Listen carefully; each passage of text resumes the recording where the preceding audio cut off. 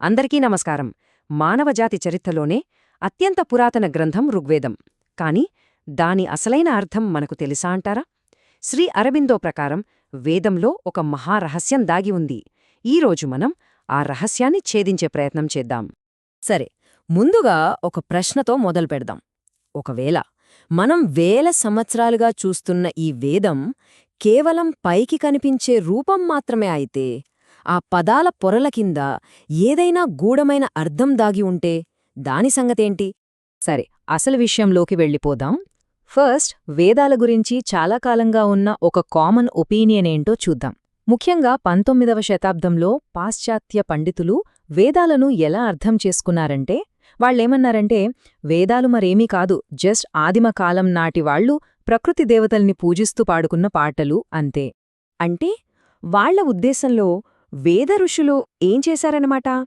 వర్షం కావాలి, పశువులు కావాలి, సంపద కావాలి అని ప్రకృతి శక్తుల్ని వేడుకున్నారు అంతే.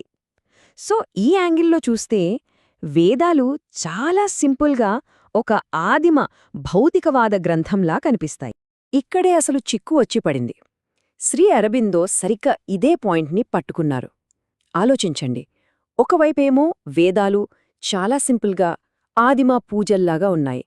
కాని మరోవైపు వాటి తర్వాతొచ్చిన ఉపనిషత్తులు చూడండి. అబ్బో, ఎంత లోతైన గహనమైన ఫిలాసఫీ! ఇంత సింపుల్ పూజల నుండి అంత గొప్ప ఫిలాసఫీ సడన్గా ఎలా పుట్టుకొచ్చింది? ఈ ప్రశ్నే మొత్తం మిస్ట్రీకి మూలం. ఆదిమ ఆరాధన నుండే ఇంత ఉన్నతమైన ఫిలాసఫీకి మధ్య ఉన్న గ్యాప్ ఏంటి? ఆ గ్యాప్ ఎలా ఫిల్ అయింది? దీనికి సమాధానంగానే శ్రీ అరబిందో ఒక సరికొత్త వ్యాఖ్యానాన్ని మన ముందుకి తీసుకొచ్చారు. అయితే ఈ మిస్టరీని ఛేదించే తాళం చెవి ఎక్కడో చరిత్రలోనో ఆర్కియాలజీలోనో దొరకలేదు. అసలు సీక్రెట్ అంతా ప్రాచీన సంస్కృత భాషలోనే దాగి ఉందని అరబిందో గుర్తించారు. అవును, పదాల్లోనే ఒక సీక్రెట్ కోడుందనమాట.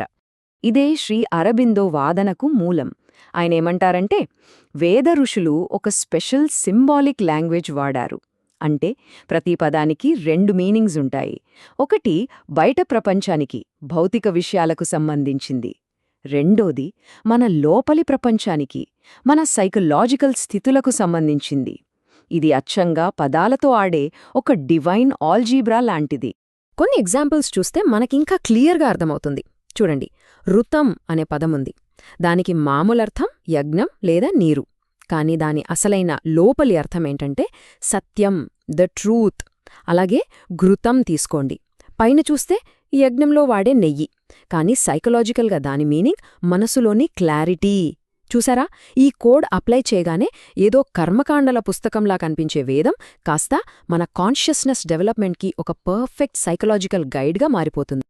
రైట్, ఇప్పుడు ఇదే కీ ఉపయోగించి వేదాల్లోని దేవతల్ని, వాళ్ల మధ్య జరిగే యుద్ధాల్ని ఒక కంప్లీట్లీ కొత్త యాంగిల్లో చూద్దాం. మనం చిన్నప్పట్నుంచి వింటున్న కథల ప్రకారం దేవతలంటే అగ్ని, వాయువు, సూర్యుడు ఇలాంటి బయటి శక్తులేనా? లేకపోతే వాళ్ళందరూ మన లోపలే ఉన్న సైకలాజికల్ పవర్స్కి సింబల్సా?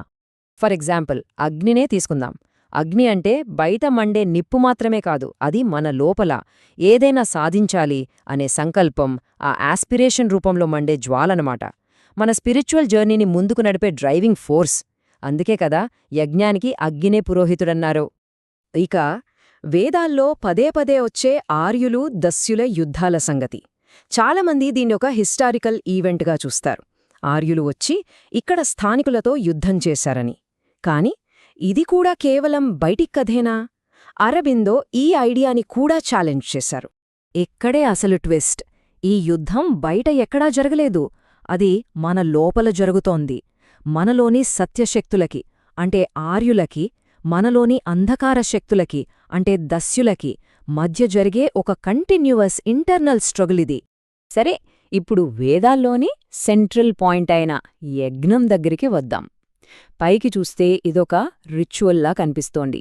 కానీ నిజానికి మన లోపల జరిగే ఒక గొప్ప transformation ప్రాసెస్కి symbol.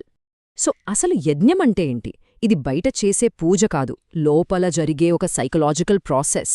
Step by step చూద్దామా? ఫస్ట్, అగ్నిని వెలిగించడం అంటే మనలోని విల్ పవర్ని యాక్టివేట్ చేయడం. నెక్స్ట్ ఘృతాన్ని అర్పించడం, అంటే ఆ విల్ పవర్కి మైండ్ క్లారిటీని యాడ్ చేయడం. ఆ తర్వాత సోమరసాన్ని స్వీకరించడం, అంటే యూనివర్స్లో ఉన్న ఆనందాన్ని ఎక్స్పీరియన్స్ చేయడం. ఫైనల్గా మంత్రాన్ని పఠించడం, అంటే మన థాట్స్ని డివైన్ ట్రూత్తో అలైన్ చేయడం. ఇదన్నమాట అసలైన యజ్ఞం.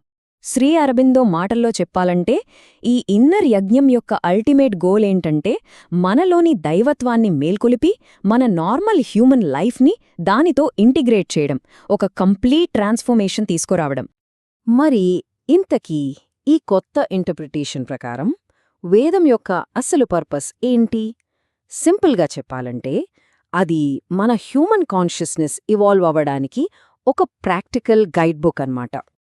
వేదం మన ముందు ఒక రకమైన కాస్మిక్ మ్యాప్ని పెడుతుంది. మన కాన్షియస్నెస్ జర్నీ ఎలా ఉంటుందో చూపిస్తుంది. భూలోకం అంటే మన ఫిజికల్ కాన్షియస్నెస్ దగ్గర స్టార్ట్ అయ్యి, భూవర్లోకం అంటే వైటల్ కాన్షియస్నెస్కి, అక్కడ్నుంచి స్వర్లోకం అంటే ప్యూర్ మెంటల్ కాన్షియస్నెస్కి, ఇలా స్టెప్ బై స్టెప్ పైకి వెళుతూ ఫైనల్గా అనంత సత్యమైన ఋతంని చేరుకోవడమే ఈ జర్నీ యొక్క గోల్. అయితే ఇక్కడ మనం గుర్తుంచుకోవలసిన ఒక కీ పాయింట్ ఉంది. వేదం ప్రామిస్ చేసేది చనిపోయాక వచ్చే స్వర్గం గురించి కాదు. అది ఇక్కడే, ఈ లైఫ్లోనే సాధించగలిగే ఒక హయ్యర్ స్టేట్ ఆఫ్ కాన్షియస్నెస్. అంటే సత్యం, ఆనందం మరియు ఇమ్మోర్టాలిటీతో నిండిన ఒక కొత్త ఎగ్జిస్టెన్స్లోకి మన లైఫ్ని ట్రాన్స్ఫార్మ్ చేసుకోవడం. సో ఫైనల్గా సోమరసం అంటే ఏంటి? అదొక డ్రింక్ కాదు. ఈ మొత్తం యూనివర్స్లో దాగి ఉన్న డివైన్ బ్లిస్. ఈ ఇన్నర్ జర్నీ ద్వారా ఆ ఆనందాన్ని మనం ఎక్స్పీరియన్స్ చేయగలిగితే అదే మనల్ని మర్త్యుల నుండి అమరులుగా మార్చే అస్సలైన శక్తి. సో ఒక ఫైనల్ క్వశ్చన్తో ఈ విశ్లేషణని ముగిద్దాం. బహుశా మానవాళికి అత్యంత పురాతనమైన ఈ టెక్స్ట్లో మన ఫ్యూచర్ కాన్షియస్నెస్ ఇవల్యూషన్కి కావలసిన ఒక సీక్రెట్ రోడ్ మ్యాప్ దాగి ఉందేమో. ఈ ఏన్షియంట్ విజ్డమ్ మన మోడర్న్ వరల్డ్కి ఎంతవరకు ఉపయోగపడుతుంది? ఆలోచించాల్సిన విషయమే కదా.